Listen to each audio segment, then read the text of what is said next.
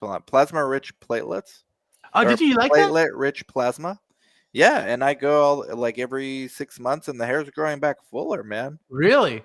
It's Okay. growing full. I just got like a little bit of like some thinning in the back, but it's compared to what it was, amazing, man. God Ah. bless Mexico. See, I heard that the place to go to, and I had it done in India. I heard the place to go to is Turkey. For sure. I'm sure there's better places, but Mexico's just so close. It's like 30 No, minutes for me. yeah, I agree. I'm not disagreeing with you. I thought that was interesting. I wonder if a lot of people do PRP. There are too many sham artists in that world. Is my Yeah. problem with it. Yeah. You gotta know, you gotta trust who you're going to, and I mean, just Someone, like an attorney. yeah, exactly like that. My bigger problem ends up being how do you like? I saw someone doing plant stem cells. I'm like, what the hell is that supposed to do? You're For just gonna reject agriculture? it? No, for hair growth. Ah, okay. Um, yeah, they do like different things for that, but Merry Christmas to Merry everyone, by Christmas. the way. Happy holidays Happy for those that Hanukkah. don't celebrate. Happy Hanukkah. Happy Happy Kwanzaa. Kwanzaa. And Um, Festivus for the rest of us. Festivus. I like that, man. You've never heard of Festivus? No, I know I know I've heard of it. I haven't heard of that term. Festivus for the rest of us. It's like a rap bar. So that do you know Darshan where it with the came from? rap. Huh? Do you know where Festivus came from? Wasn't it a pagan holiday? No, I don't think it was. It is actually so the real origins, from what I gather, is on Seinfeld apparently was doing an episode, and one of his depressed writers was like, "We had to celebrate Festivus." He's like, "What the hell's Festivus?"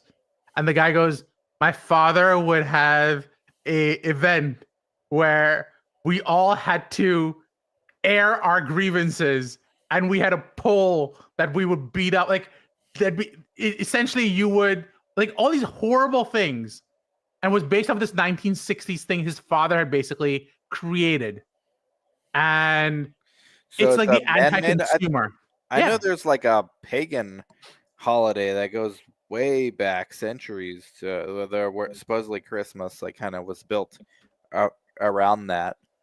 Um, but maybe that was winter solstice. I don't know. No, you I'm might be not thinking of the pagan enough. solstice. Here, can you you can't share the screen yet, We can can you? share. Yeah. No, How Zip. was your holidays, by the way? Like, I I know spent we're in time the with a middle of it. girlfriend. We're in the middle of it. Yeah, we're just starting out actually. Okay. Um, but I it mean, was I'm going really to good. I have to go to the site tomorrow. I told Lana to get a screening or two, and I see the messages. I see patient Ace blowing up on my phone, so I know she's working. You share the screen. It's a secular Festivus. holiday. Well, yeah. Um, it was Festivus was conceived by author Daniel O'Keefe. Oh, okay. Wow. Yeah, I got that mixed up with the pagan holiday. Yep. I think the winter solstice. Yeah. But to me, these are my favorite ones. There's the aluminum Festivus pole, and there's the airing of grievances and the feats of strength. At the a Festivus for the rest of us. Okay, so that's not your No. plug. Okay, I was about to say Darshan with the bars. No, I'm not that smart. Let's not pretend to make me anything more than I am. No, you're super sharp, man. Yeah. 2024 has been a what kind of year? If you had to summarize it, 2024 has been a blank year. A hard year. A Hard? difficult year. 2024 for me was a harder year. It was slower for me. It was. I feel like every year comes with its own unique challenges, but this year had some fun, interesting ones. But I also got some peace in 2024 that I didn't have before. So That's there's good. that. Also, some health issues that popped up. So there's that. Hmm. So it's kind of interesting and exciting and different and all that good stuff. How about you? Well, on a personal level, yeah, and then we'll go industry wide, fill Yeah. in the blank. But for me, on a personal level, it's been amazing. Like I know. Business is booming.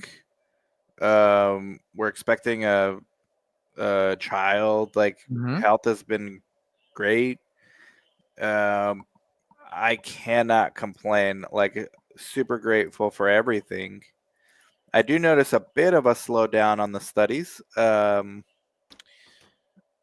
but I think it's temporary. I do see, like, I think that's starting to already pick back up. I'm seeing more study activity.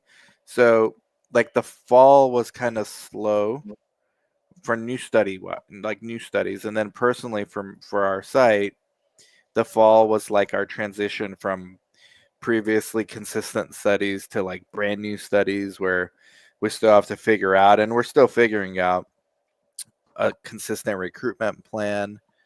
Um, so we just our site, it's year 3. We just shy of 1 million in gross, um, and our margins are like 70%. So we've done really well, and I think for that to continue, we'd have to just get a little more consistent with new therapeutic areas, which we are in the middle of doing right now.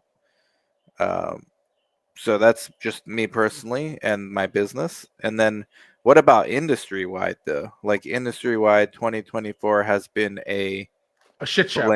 a shit show. I would agree on that as well. I think I agree with you on that assessment. Yeah. But the layoffs have started in 2023, really. I didn't feel it as. I mean, I think you're right. I think they did start in 2023, but the Robert full Goldman impact. was calling it like Yeah. 2023, and we were like peak, research Yeah. activity. I'm like, what are you talking about, bro? But he was right. Like a few months later, it started showing signs, and then Yeah. basically every CRO, massive layoffs. The I question think is, CROs are kind of cooked, no? I feel like CROs are going to change. They are going to change their model. I don't know what it looks like, Of course. but I don't think they know what it looks like either. no. But whoever figured it out is going to have a leg up. I think the largest CROs are going to continue to have a problem. I think there's a lot of consolidation that happened, and I think now you're going Yeah. to start seeing people shed, which means there are going to be a lot of people come onto the market. Um, the I question got that I got some interesting things Go to ahead. bring up on this show. Well, I'll save it for 2025 outlook, but right now we're just doing still 24 wrap ups. Okay. But I got some good Um, stuff for you. I think that 2024 was the year of pulling things together, and things were slow, things were difficult. But if you had a chance, and I don't know how you spent your time, um, one of the things I didn't do that I wish I did is try to pull things together to prepare for 2025 and 2026. It's a little hard to do that because you don't know what the market looks like. Mm-hmm. But you meet some new interesting people. You start getting into new lines of business. For me, as is a bit of an open secret, like the firm's expanding. So I think that's going to be really exciting for 2025. I Um, broke some of the news, I you think. did, you did. But that's why we come to the Sfera podcast. Well, that It's was the not clinical intentional story. on your end, but yeah, I mean, seems like you're building a great team. I think I am. I think I'm getting to some really great places.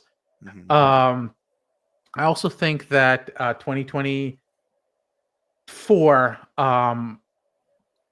also exposed some weaknesses in the industry. For example, I think that is a certain amount of frothing. Uh, I don't know if you saw this, but a bunch of companies, they had a bunch of money lying around. Instead of going and buying new companies, they started doing stock buybacks, which Yeah, means the that, CROs are buying back their own shares too. and I think CROs have to evolve. Pharma is going to do less evolving. It's going to have to do some straight up cleanups. But Pharma's gonna, yeah, I mean, the innovation's coming from the biotech, like the small caps, and you think? I mean, they're the ones that get acquired. One of the CEOs, I think the Pfizer one a few years ago, right after COVID started settling down, he said, we're not really innovators anymore. Like, Yeah. we're basically investors Yeah. in Yeah. new platforms. So the innovation's coming from the small cap biotechs that can show some proof, get an approval or two, and then get acquired. I think I work with small cap biotechs and stuff, and I think Mhm. that's great, but I don't think that's completely fair either, because I Mm. don't think the innovation comes from there. What I really think happens is you'll have funding that happens at the NIH level or whatever. An academic institution will come up with a proof of concept, which then gets converted into human studies for like phase 1, maybe phase 2A, if Yeah. you're really pushing at phase 2B. I wouldn't call that innovation because I feel like the innovation got done at Sure. That's fair. The innovation is done. The academics, and I've been on the record saying this as much as I talk shit. yeah. Academia is very good for these proof of concept. I guess what the small cap biotechs do is they address it from the commercial applications, like what's the total addressable market? Do we Right. actually Right. have, because you can innovate and just there's no market for it, Oh, that right? happens to academia all the time. Like Right, right. they'll research for the sake of researching, hmm but some of that has to translate, and someone's got to go in and do that sifting. You need a market clearinghouse for Exactly. the scalable innovations or the ones where there's actually a market for it. Yeah. Yeah. Oh, And people are worried about NIH. We can get into that in 2025 outlook, but yeah. yeah, okay, fair enough. I think we both agree on the industry-wide assessment. We usually tend to agree. I think we both see the same world. We just see it from different angles. Mm. So I've never usually been surprised. And when we do disagree, that's even more fun because then I'll end up seeing something I hadn't thought of before, which I appreciate every single Ah, time. thanks, man. Yeah, me too. You usually end up scaring the shit out of me about something, but then I still don't change. Maybe a I know, little. which is why we love you. Maybe a little. Uh, Uh, 2025, man. There's a lot of anxiety around yeah. our space. I'm sure other spaces too, but so we talked about the CROs. The Yeah. CRO model, I think it's cooked. Like they have to do something new. Even more so when you look at AI, and I know AI is in its infancy, but that's even more reason to be concerned if you're a CRO. Like at some point there's going to be a co-pilot AI that's going to augment the real CRA's jobs, right? Like Mhm, augment. mhm, mhm, But it goes further than that. So that's just one component. There's also the global outsourcing part, which mhm, has been going on. mhm, Like, yes, when they had layoffs here in the States, they actually at the same time were hiring in Latin America. And we've mhm, discussed this on our show as well. Like English speaking, same time zone, whatever the case may be, better background. Oftentimes it's medical background people they're hiring there. And they're getting rid of like maybe philosophy majors here, which I love philosophy, but it's kind of objectively better, I think. Until you get the experience, then you could argue it doesn't matter. But there's like a multi-pronged thing going pressure on the United States workforce, particularly when it comes to CROs. So I literally, as you were talking, I started writing things that I can see that are going to change in 2025 because we're now in 2025 outlook, I take. Yeah. So I agree with you. I think CROs are going to evolve, but I don't think you're going to see the impact, the true impact in 2025. I think it's 26 or 27 you'll actually see that impact because Right. CROs move slowly. But we're going to start seeing them turn the wheel. Yeah, but I feel like it's like turning a big ship. Sure. You're Sure. not going to see the true impact till you've gone 500 You won't miles, see the impact, but you will see the trajectory maybe maybe. I if think they're honest about it. yeah. And I think Um, they're not being honest about AI. I'm gonna get to AI in a second. I think the other thing that no one's talking about, I'm surprised by this, is if you're a large academic medical institution, your world just got changed. And I Yeah. don't know why no one's talking about it. ORI has completely changed how PIs need to work, and no one's talking about it. It's a completely different beast. Um, I think clinical trial agreements don't address it. Your agreements with the sponsors don't address it. Your agreements with the university don't address it. PIs could be in a lot of trouble if they have not thought through what they're signing up with in the context University of ORI. PIs, right? Exactly, university PIs. In terms of data and AI, I think you're right. I think AI is going to change. I think there are people who are all, it's one of those things right now. You use the word AI, everyone's going to suddenly pretend that they know what they're talking about. Right. No one really knows what AI, including me, let's be clear. None of us know what AI really is capable of. We're in the early phases of trying to figure out what it means. So while you're trying to figure out what the AI as it exists can do, they're coming up with new types of AI. Right. It's like the internet now, yeah, which is a like ubiquitous versus the yeah, internet in like 99. the late 90s. Yeah. Yeah. Where every company needed to have an online strategy, right? Right, exactly. And now it's just like whatever, like that's the world you live in. So 20 years from now, although you can argue it's gonna happen faster because it's, I think, a more transformative technology. But particularly as it pertains to human beings and workforce. So I think we're already talking about things like digital clones, and we're talking about Digital twins, yeah. Yeah. So this idea of In what silico. studies do you really need? Yeah. Because I think a lot of the confirmatory, you might do confirmatory studies, but you may not do a lot of the proof of concept studies because you're like, I'll just do them in silico. But in order for that to get validated, right?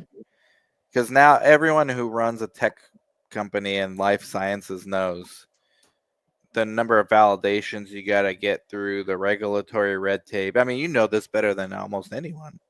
Well, I think you're right. However, the difference is that I'm not saying that they're stopping the studies and you wouldn't do the validation studies. I'm saying, let's say you had to do 10,000 studies to choose the 5 studies you want to do.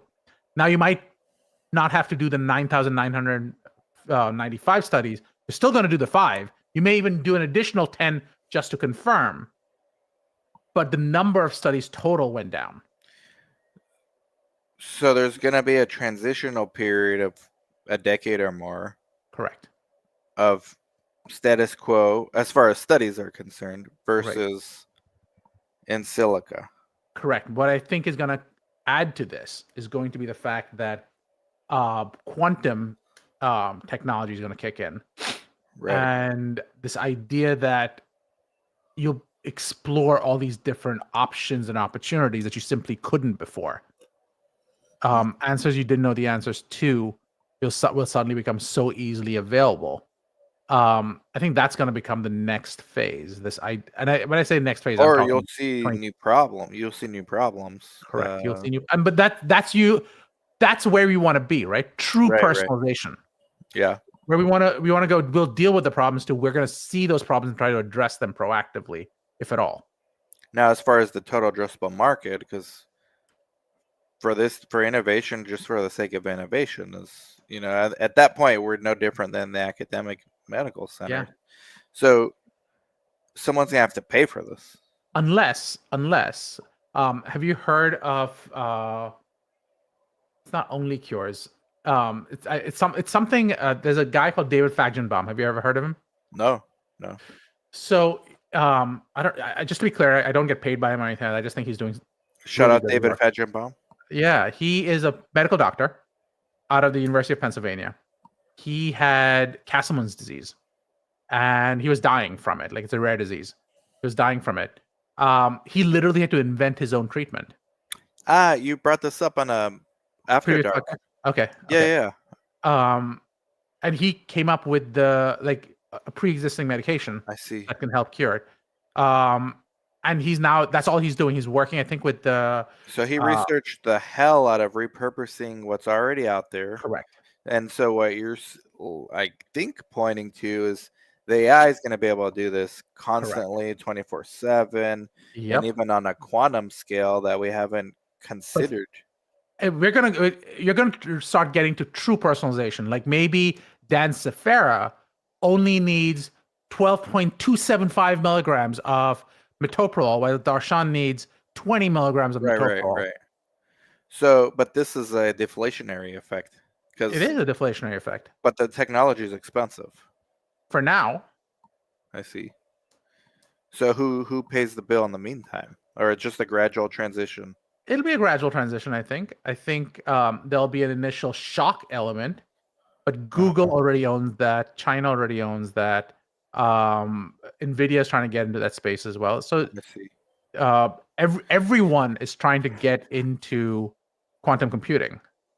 Right. Google released that paper. Correct. Pretty important paper, which would take thousands of years to verify if someone actually wanted to mathematically verify it. So we'll just take their word for it. Billion words, years, yeah, something like that. The same people that told us George Washington was black, like we'll believe them at face value.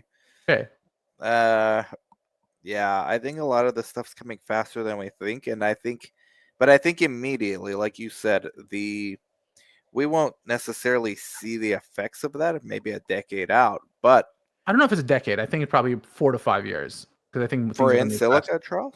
Yeah, because there's already in silico trials going on. I guess it's really, and it's not so much that they'll do the trials full blown; they'll just eliminate trials. So they'll eliminate the discovery aspect of preclinical, perhaps. Correct. Or they might even do they might say, we're going to try this preclinical work instead of putting it into humans. I'm going to test this on 100 virtual digital clones.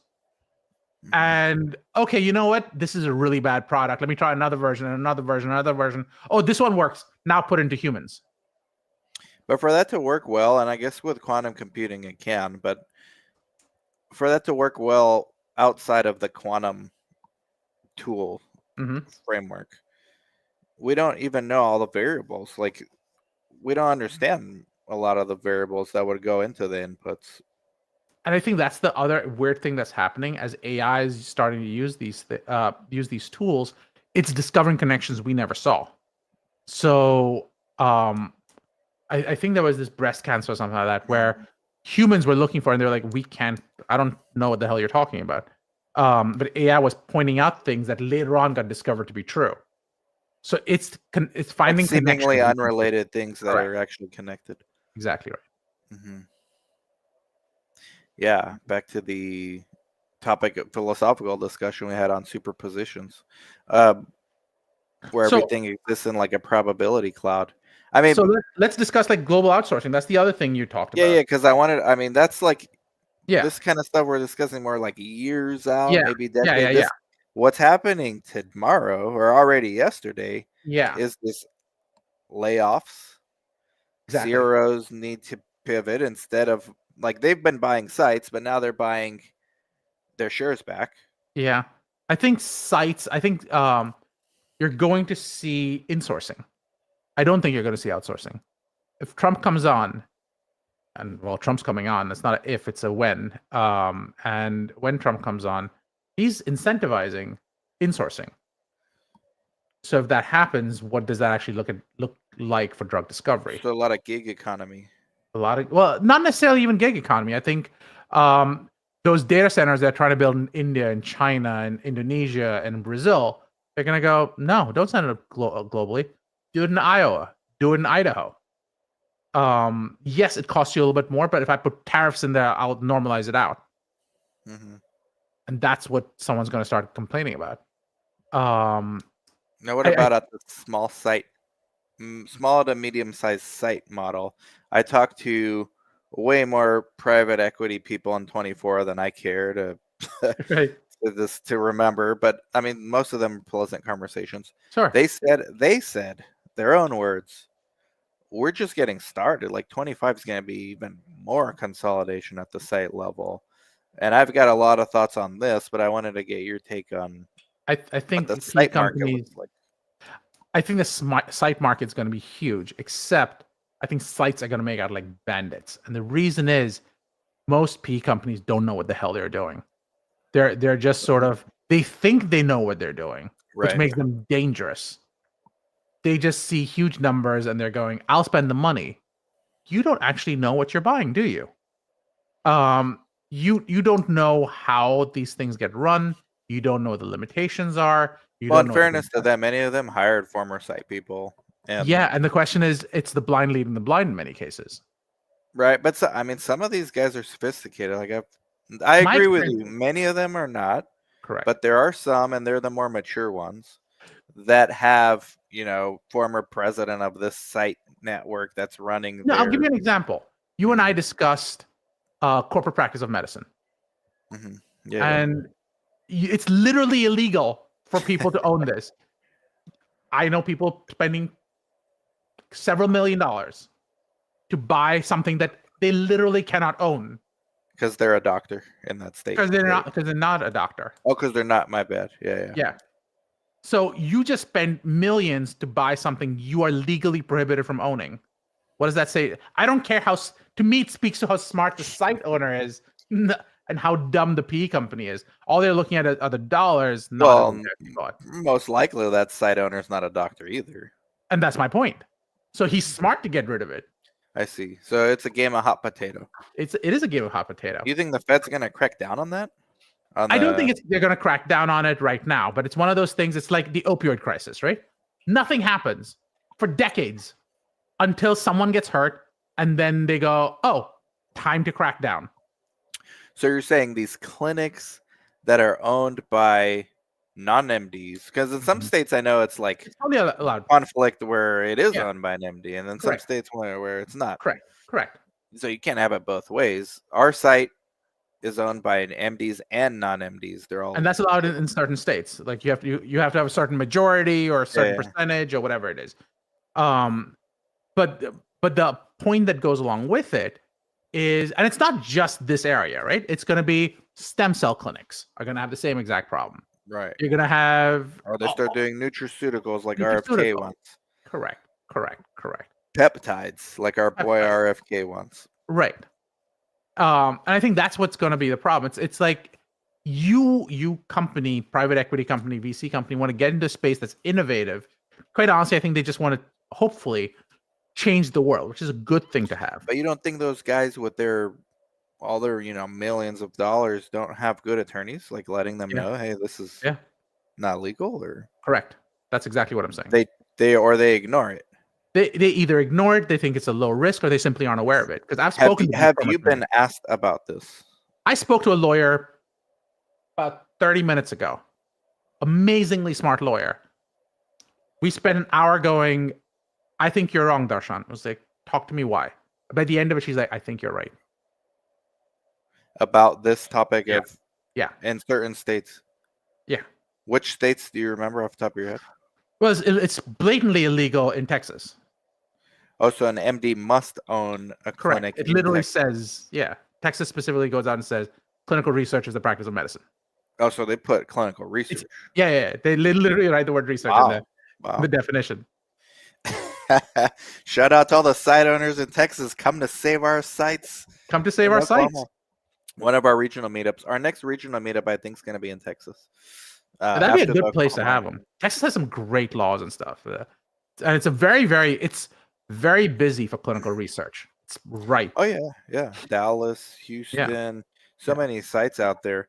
And the best part is it's very fixable. That's the thing. You can fix this problem very simply using the MSO model. MD as a the MD does the clinical part, and the research site does everything that's research related. It fixes but if the MD does the clinical part, the MD has to be the owner too, no? In Texas, only off the clinic, not off the research part. I see. Oh, the MD has to be the owner of the clinic where the visits are done. Correct. The MD can do the medical part. That's the rule. Right, but everything that's non-medical. Correct. They're basically a PI. So anything that's not the practice of medicine, whether it's scheduling things, billing, getting the money, handling FDA inspections, making sure that the sponsor's notified, all that's not done by the MD. That's owned by the site.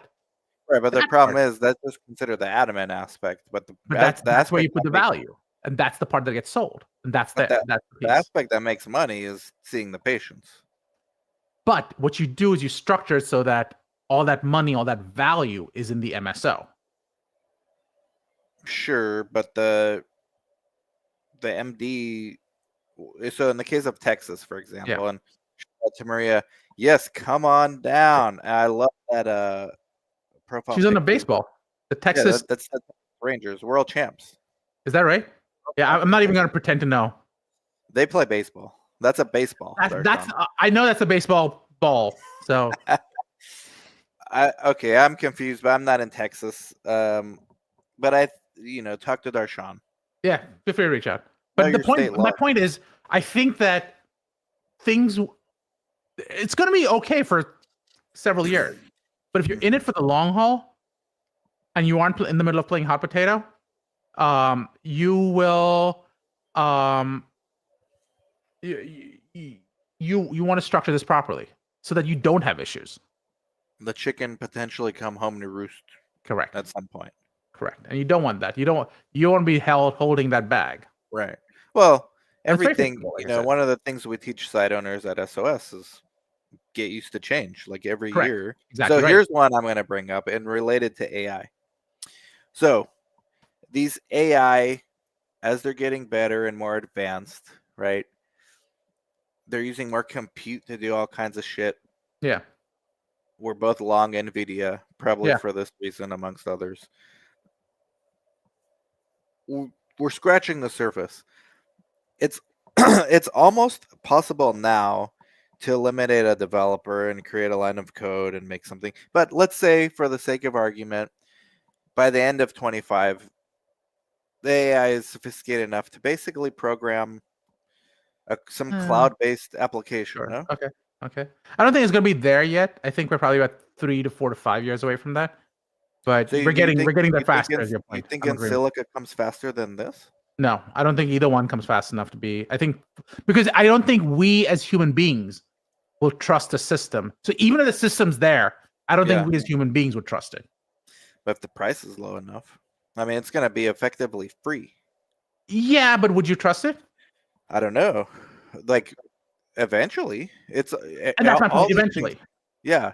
All these things require, like, any change requires some leap of faith. Correct. Right, and then others see it happening, working. Then it becomes best practice. Then we talk about it at SOS. Then more people do it, and then they write a white paper, and then basically it's the new standard. And then the FDA, like 5 years after all this, writes a guide, and hey, it's okay. Yeah. To me, I think it's like ATMs. It's very simple. Like at some point, ATMs became a thing, and the first 50 people used the ATM. People were like, "Are you insane? Why would you use the ATM? Just go inside and get your money." Yeah. At some point, everyone goes, "It's just easier to use the ATM." Right. It's the same exact thing. Change is difficult. Right. In the same way, argument, buying things online in the 90s. Correct. Why would you put your credit card on the internet? Exactly right. Exactly right. Same exact thing. But it takes a while. But so even if the technology is there, I don't think we as human beings are just going to trust it. Sure. Okay. And that may be good to hear, reassuring by some of the vendors in our space, because I have a theory, and I don't know if we'll start seeing it in 25, but maybe, like you said, 3 years down the road.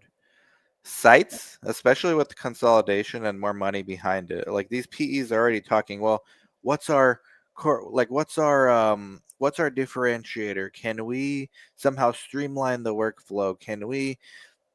You're going to have Copilot. Sfera is the differentiator. How do they not see this?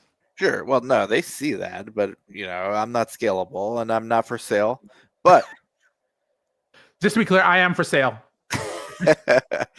Hold on. Maria. Oh, Maria switched to LinkedIn so we could see her professional profile. Oh, there you go. This is a great conversation. Switch to LinkedIn. You guys are spot on. Side note, yes, that's a structure from the Texas Rangers Stadium, of course. I was in Dallas when the Rangers won the World Series. I was at an investigator meeting. Is that this year? That was in October of 24.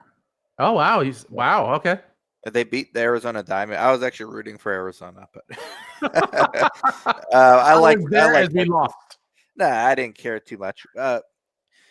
My point is, one of my predictions, and maybe you're convinced me that it's a little further out than I thought. All these tool sites you're using, especially because of consolidation, these PEs are going to be pushing for it. Yeah. I've already had talks with tech entrepreneurs saying, hey, what can we build? What can we build? They're going to start building customized tools for sites. Mm-hmm. You're going to have AI able to do this soon. You're not going to need a consultant. You're gonna Yeah. have AI. Now the validation and all that regulatory nonsense, that's for you. That's where Darshan comes in. But Sure, at sure, some sure. point It's it gonna. can get done. It can Yeah, get done too with a good absolutely. attorney. I expect that to happen. So sites don't need developers anymore. Sites are gonna have tools, Yeah. and I love Creo. Yeah. I love my own Patient Ace and Nado. All these tools that Mm-hmm. actually make money either indirectly from sites or directly from sites. You're going to have sites building these tools essentially for free. Mm-hmm. Like you can make your own e-source at that Sure. point. Sure. So why use Creo? Why use Patient Ace if Standardization. it's just coding, right? Standardization. And not So everyone's what's going the to give the missing? API. Go ahead. So what's the bridge? How do we fix that then? Or is that not a fixable thing? No, I think it is flexible. I think in the end you'll land up developing some level of um, security that enables almost free association with these APIs. Or what Um, about like an open source e-source? That's like so I think you might do an open source e-source. That might be, but I think the cost of doing that is still going to be at least several hundred days to put something like that together. So someone's got to still make that investment, even if AI helps the process along significantly.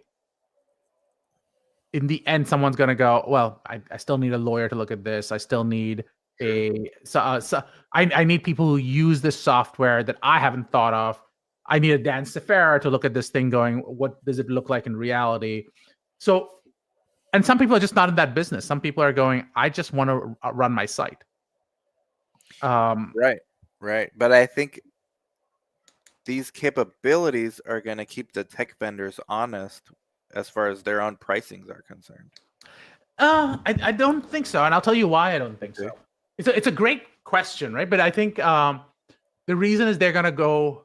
You now realize how difficult this is, and you don't want to sit and maintain this thing because you realize all the security loopholes and the openings that you create. Now you know why it's expensive. I'm going to charge you a premium because it's few. Unlike hospitals, where you have volume. Sites don't have volume, nowhere close to the type of volume you might be talking about. So now you're talking about custom solutions for small problems. And Right. that's where you make a lot of money. Which is what I'm being asked a lot these days from Correct. PE people and tech people. Like, hey, what's like your top 3 biggest challenges? Yeah. It's like, Yeah. what do you mean? I have like 3,000. What do you mean Right. top 3? Right. Yeah. That's They're just really something I've going, had what can I build that you'll pay for? It's really the question they're asking. Yeah, but but those questions have become more sophisticated lately. Oh, yeah? And the surprising part is, what can we build that almost for free? Like, cost is almost going to be negligible, other than the regulatory aspects, which is where the price, I think, comes in. I think is what you're alluding to as well. I Because the actual capabilities of it is not going to be expensive. I It's think going the to be the coding. regulatory. I think it's the oversight you're not paying enough, and I don't mean just from the regulatory perspective. I think, for example, there are things you do I literally cannot replicate. And what do I mean by that? I can tell you what a site's supposed to run like, but you know what a site runs like. And that fundamental difference, if I came to you with a solution, and this is what tech vendors do all the time, where they'll come to you with a solution going, here's the solution for all your problems. You're like, that's not what my reality is. You think that's my reality, and it's wrong. It needs your input. So Or you think that's my reality, but it's a very small part of it. Exactly. Almost negligible part. Exactly right. Yeah. So that's where they still need a Dan's input. They still need Darshan's input. They still need Chris's input. Like, name 15 people who are all. So, and then that has to all be reconciled, put together, and you create a compromise solution that reflects all these decisions and discussions. But wouldn't sites just evolve and have these people as part of their site and say, hey, especially if they're PE owned, it's not. Hey, we're gonna put a data regulatory guy there. Like, let me do a really simple thing. How many sites are going to go reinvent Excel? Nobody. Nobody. Exactly. And the reason no one's going to do that is because, you know what, OpenOffice exists, but I prefer the stable solution that Excel offers me. Sure. I'll pay the money. But that's because it's like $300 a year. You're Okay. talking about some of these other tools. You're getting into like 30,000, 50,000, But who's 100,000 paying a that? year. Who's paying that? It's not you. No, it's the sites are Sponsor. paying for it. No, Sites are paying 30, 50,000? depending on volume, and yeah, sure. I mean, you're talking on much larger sites at that point. My own site pays just for Creo, like let's say two to 3,000 a month because it's based on patient activity and stuff. So let's say 3,000. So it's 36,000 based on patient activity. If we keep growing, that's going to be 50, and you pay it. But I think that there's a cap on the revenue. Let me ask you a different version of that question, though. Yeah.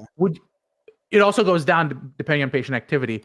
Would you? Well, it's a deflationary force. Like I think these things make everything cheaper. No, but I'm asking a different version of this question. Oh.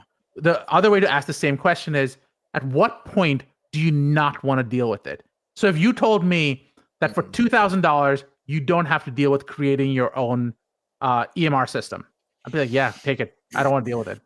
For 2,000, yeah, EMR we're not getting, Right. but that's not Creo. Creo's not doing that. No, my point is there are going to be different solutions. Each one will solve its own problem. Right. For $2,000, you don't have to deal with all this. Creo's going to take care of it. Correct, but there does come a point in every vertical where that vendor can no longer. They're basically handcuffed. Yeah. Hey, we got to be very mindful about raising prices. So it's like not an attractive business necessarily anymore. Because you're not early. I'm hearing you. I'm hearing you. Gone. I think that comes from market forces, and I think you are the exception, not the rule. And what I mean by that is, even if I'm like, I've coded before, I've created software before, and I'm going back like 10, 15 years. And the truth is, I've made websites and all that stuff. If someone told me today, go figure out how to make another tool, no, I'm not interested. I think my skills are better used somewhere else. But if your AI agent is good enough and you're paying what, $100 a month for that AI agent, but you wouldn't pay it out. You might like just ChatGPT. They just made a $200 a month option. Now, if you're going to use hardcore the way you're talking about, I'm making this up, but 50,000 lines of code, 100,000 lines of code, it's not going to be $200. It might be $2,500. So now they charge based on tokens, but as long as I know. It depends on what you're doing. It depends on which version you're using and stuff like that. But the point I was making was the other costs will start equalizing out. And you'll go, you know what? Less headache, and I don't have to deal with this. Yeah, fine. Just do it. I see. Well, the alternative argument to that was like paper's free, yet people still use eSource. Right. I mean, that's the inverse of that argument. But you can get me marginal benefits of switching. Like you can prove, hey, we make less mistakes. We actually can enroll more. It makes auto scheduling easier. Like all the stuff I love about Creo. Yeah. Which is nice, and you keep paying for it, and they were enjoying the time where they could keep raising prices. But I think this other force coming here. Yeah. With AI kind of doing everything passively. I think you're trusting AI too much. I love AI, and I'm with you, and I want to believe you, but I'm not sure I agree with you. Because it's potentially a threat to these companies. I think you want it to be a threat to these companies. I mean, I'd be all for AI suddenly doing everything. It's like saying AI can now make my dinner for me. I guess it could. Well, Optimus, I mean, just give Elon enough time.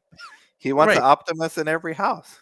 He does. And that's my point. I think that, yes, but they're just, am I going to sit and create the next Optimus for myself? No, I'm not going to bother. No, but if it doesn't take your energy to do it, right? You're just effectively paying tokens for this thing to work 24/7 to figure it out.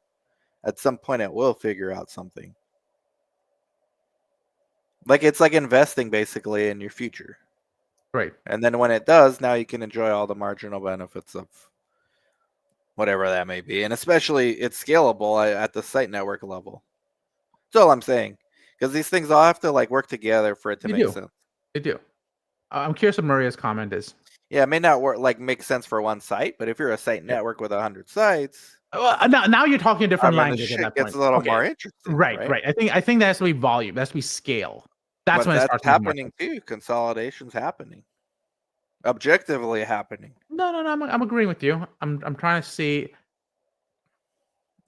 I'm trying to go. Is it like CROs where they go? I feel like site networks have been in and out of favor so often. I don't even trust them anymore because they want to come in, but every 3 to 5 years they self-combust and then they come up with Yeah, a and new you're hearing version. anecdotal from Yeah, monitors. I'm so glad you're not a site network. right. Exactly. They call them something different every single Sure, iteration, if you will. And with AI, they'll give them green light to call themselves Correct. something completely new. Correct. Excel is a root tool that's used to build other platforms. Sites will need a platform to call back on if they're not profitable and have to scale back. So AIs will be used to create the in-house. I have no idea what that means. Sorry, Maria. I don't know where you're going with that. So, Well, the AI is getting good at like building off of Excel too. Like language coding is just a language.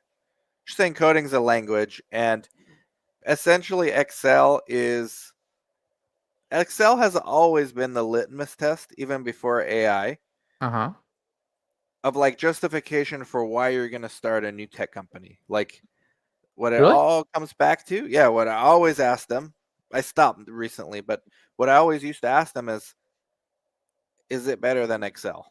Like, hey, this can store your study leads, this and that. Yeah, Okay, yeah, is yeah. it better than Excel? And I think Maria's point is with AI, you can get Excel to do sophisticated things that you maybe couldn't do yourself. Oh, that's what she means. Oh, that's what I think she means.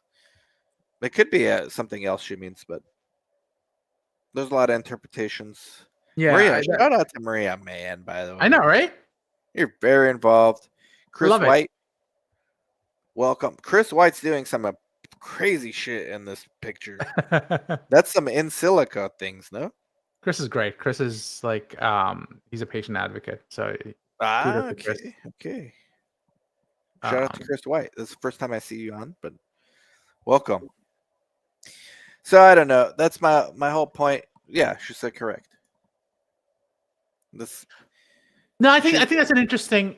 If I'm repeating what you just said back, you're saying that I love the way you phrase it, which is why is it better than Excel? If that's what the point is. If I'm gonna switch and pay more, yeah, and train all my staff to use this shit now, like, is it better than Excel? Chris always asks this. Chris loves Excel. Sober? Yeah, so whenever a new budget solution comes around, is it better than Excel? Why can't I just use Excel? Like CRAs ask the same thing too. They make all these fancy trackers. Well, you can use this tool, cloud-based, blah, blah, blah. Well, is it better than Excel? I don't know. It depends on who's creating the Excel, but now the AI can do it. I think actually today the AI can do it. We don't need to wait, 2 years. The AI can do your Excel as fancy as you want right now. Yeah, I mean, apparently Copilot's a bit of a disappointment, though, from what I hear. I haven't used it yet. I haven't played around with it. I play with ChatGPT, the paid version, and yeah, I have that in Grok. I have that in the Grok, and I start using Grok a little more because I think they're getting better. You think? Yeah, Elon said like every new iteration's like closing the gap on ChatGPT, and the other one's the Google one too.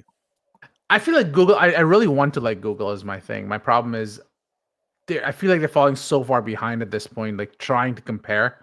Like, Google invented the whole damn thing, so to me, the fact that they're so far behind sucks. Yeah. But it's an interesting world we're gonna, enter here, 2025. I think 2024 was also the year that AI became a household thing. Like, you don't sound like a nerd talking about AI. Like, you think we sound like nerds right now?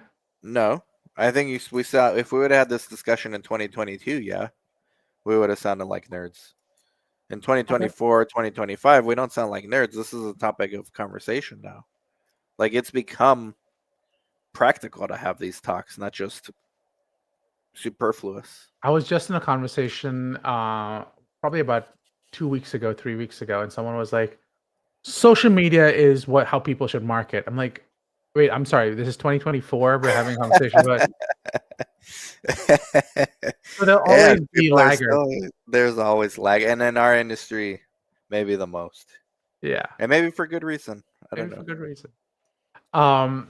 But what do you see as the big thing that's going to happen in 2025 that did not happen in 2024?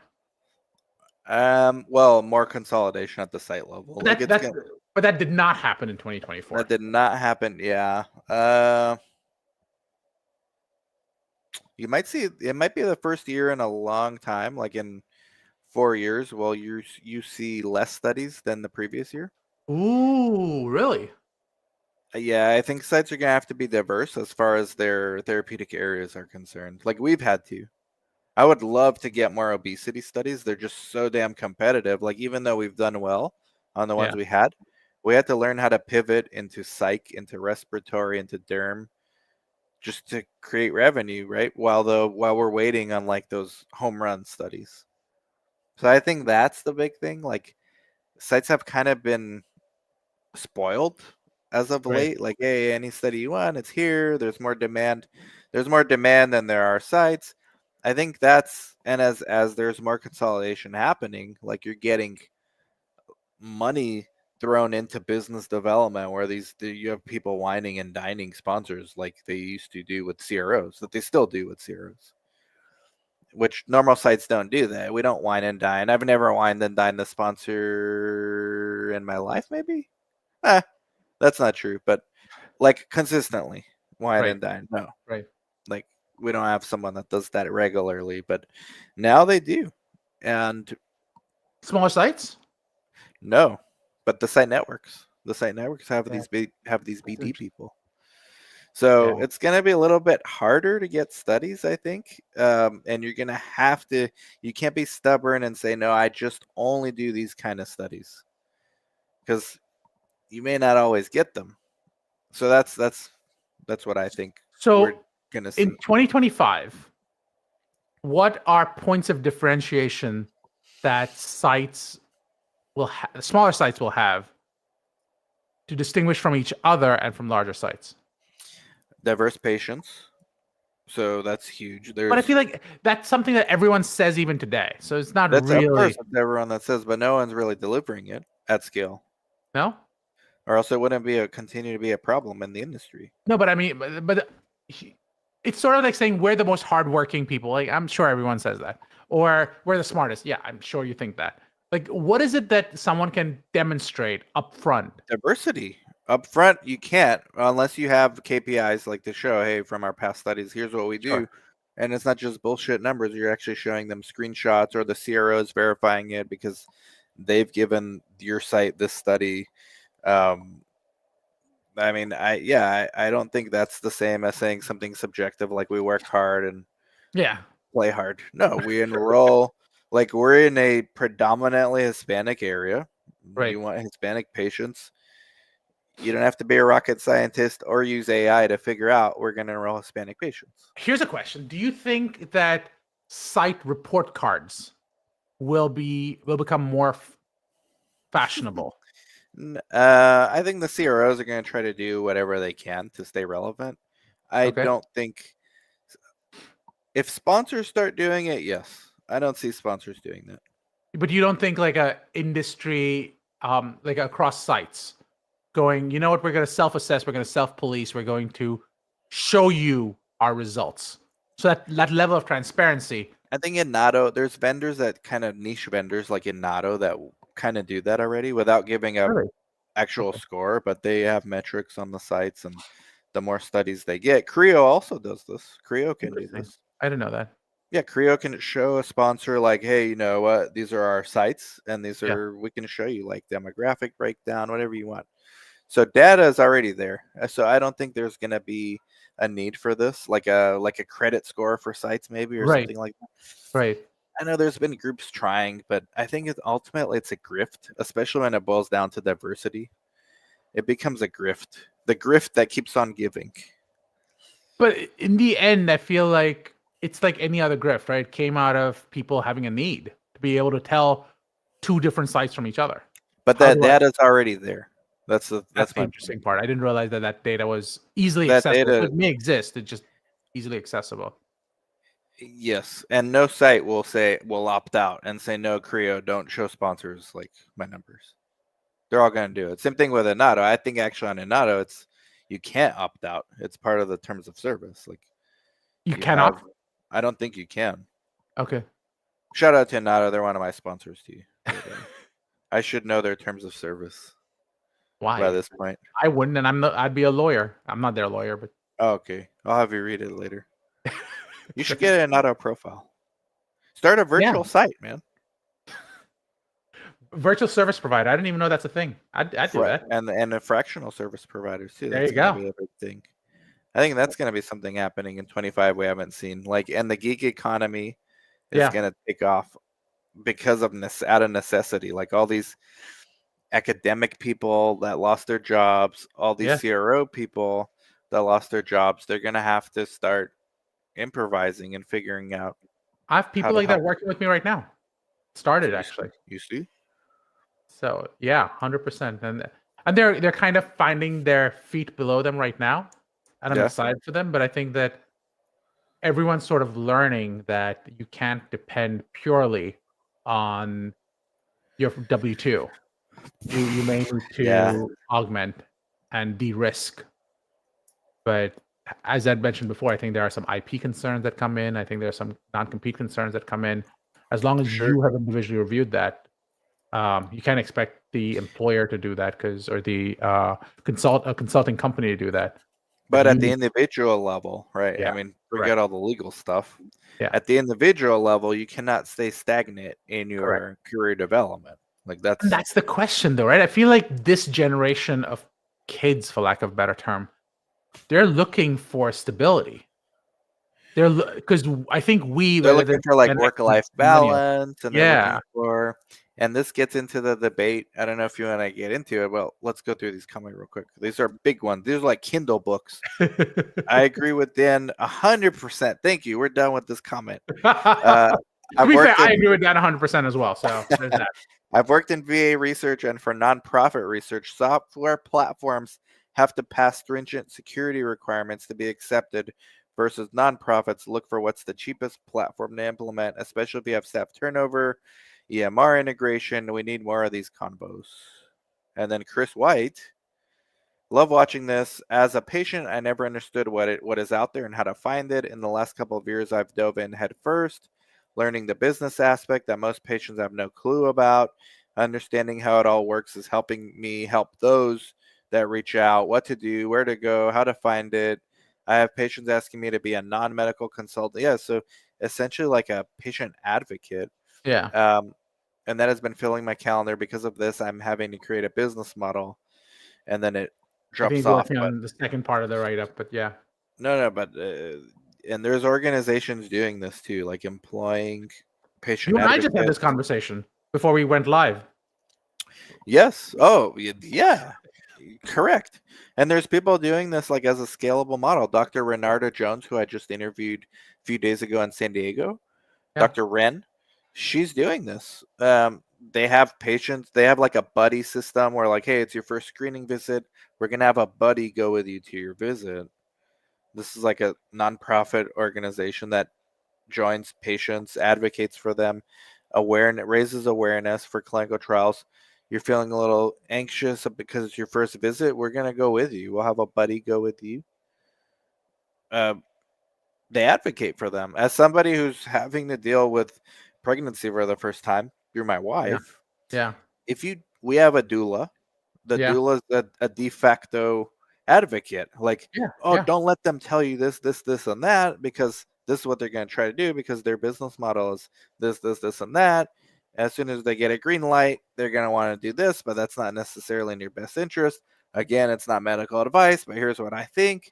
I mean, that's an advocate. You need that. And you feel more empowered when you go in next time because you research it and then you're like, oh, she was right. Like this is actually the case. So I think clinical research, you're going to need those advocates as well. And we're starting to see that. So shout out to people like Chris White for doing this. Man, this was a good convo. Yeah, but I love talking to you. We actually had a full half hour to an hour long conversation before you even started. So Yeah, man. The we all need healthcare advocates, yeah, but to be especially in the world fair, of health insurance and medical coverage and all that stuff, which is we should do one on like how do you start a clinical trial site from a legal angle? Like what are the things that from a getting your EI? legal You angle. you You're actually gonna talked about scare it. the shit out of everyone. No one's gonna want Well, to start a site. I'm talking about what you're talking about, which is getting your EIN, getting your health insurance, get like all of We that don't have stuff. it. I wish we had one for YCT. I wouldn't have this issue. It's one of those things where like, are we stable enough? Well, let's give it one more year. I Yeah, think yeah. ultimately we will have one. But I think that's the hard part, isn't it? I feel like Mhm. there. Do you set up a 401k? Like all these things where you're going. I just want to be. First of all, I don't think you should tie health insurance to where you work. I think that's crap because the fact is, But like it really 80% of people get disincentivizes. their Right, health from their employer. and that's my point. How do you encourage entrepreneurship if you can't leave your employment? Oh, you're saying like to encourage the employees to go out on their own. I'm saying that don't tie employment to health insurance. For Let whose people benefit? Or for no one. My point is, for you were telling me about how expensive it is for you to get health insurance to just cover the basics, correct, effectively catastrophic health insurance, correct, and you can't get it, and that's because the way it's set up right now is that your employer pays a certain percentage, you correct, pay the other correct, percentage, all that good stuff. correct. Problem with that is let the employer maybe pay you, and you go get the health insurance, and the idea would be it drops everyone's costs But together. everyone would have to do this at scale for that to work. Correct. You'd have to. And I think that that's where Trump can come in, Musk can come Mm. in and change how health insurance works. Have they indicated they're going to look at this or No, no? no one said that. But I don't understand how you can be so for entrepreneurship, but not address the biggest behemoth in the room, which is health Crisis. insurance. Well, health insurance is a big one, but also our federal deficit is very damn important. Like we're bleeding money at every just about every But I department. don't think this addresses it. This has no impact on your federal deficit. So I'm not talking about. No, I'm but thinking, they're all in on that right now before they could get to this other but I don't stuff. think it changes anything, right? So I'm not saying that they're going to do it because I said anything. But my point is, if you just unlink those two things and you say we create a national group, Hmm. if you want to be part of the national group, here's the cost of every person, and then Hmm. you haven't changed anything. You've just basically enabled a national group.